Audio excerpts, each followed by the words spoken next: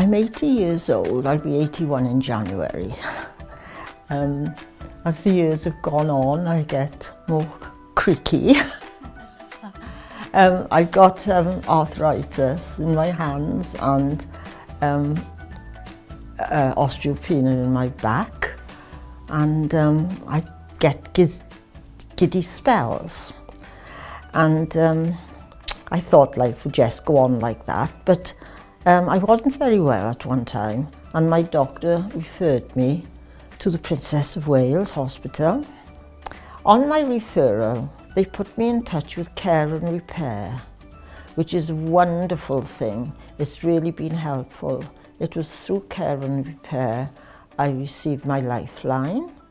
It's really given me confidence. If I did have a fall and I was in the house on my own, I know I just have to press it, and I don't know what it is that goes through, but it's magical, and somebody would come and help me.